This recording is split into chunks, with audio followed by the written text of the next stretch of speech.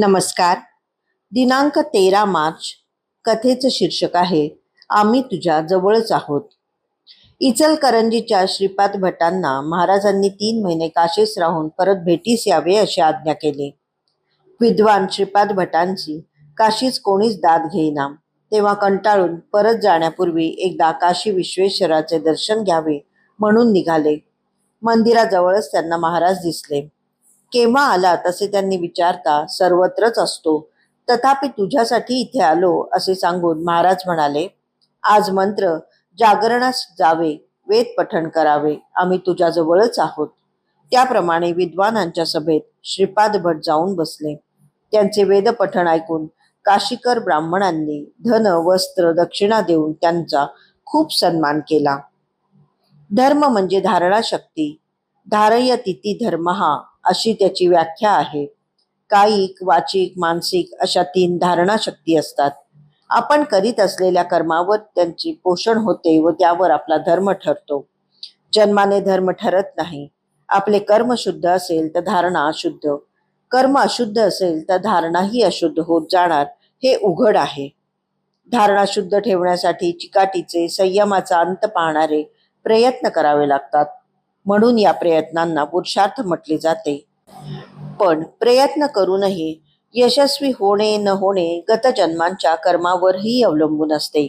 यालाच कर्मगती किंवा प्रारब्ध योग असे म्हटले जाते. हे प्रारब्ध वर्तमान जन्माची जीवनाची दिशा व गती ठरवते.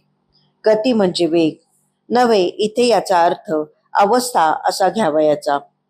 त्या प्रारब्ध गतीवर आपला अधिकार अंमल चालत नाही. म्हणून त्या प्रारब्धाला शांत, धीर पण खंबीर मनाने सामोरे जाण्यासाठी पुरुषार्थ लागतो. प्रारब्धामुळे वर्तमान जीवनाची घडी विस्कटून नये म्हणून जसे निकराचे प्रयत्न लागतात तशी गुरुकृपाही लागते. त्यालाच भगवंताचे अधिष्ठान म्हणतात. श्रीपाद भट विद्वान होते, सच्छील होते, पण प्रारब्धामुळे यश, कीर्ती, मान, सन्मान हुलकावण्यात येत होते. त्यामुळे ते हतबल झाले होते. त्यांचे प्रारब्ध बदलावे असे महाराजांनी ठरवले व त्यांना काशीस धाडले. प्रारब्धामुळे यश मिळणे दुरापास्त झाले तेव्हा ते निराश झाले. पण गुरुकृपेचे अधिष्ठान लाभताच त्यांना भरघोस यश मिळाले.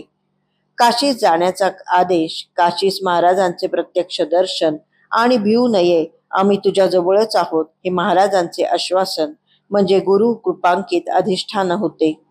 त्या अधिष्ठानामुळे श्रीपाद भटांना यश, कीर्ती, मान सन्मान आणि धन यांचा लाभ झाला. तर त्याच वेळी काशीकर विद्वानांचेही गर्वहरण झाले.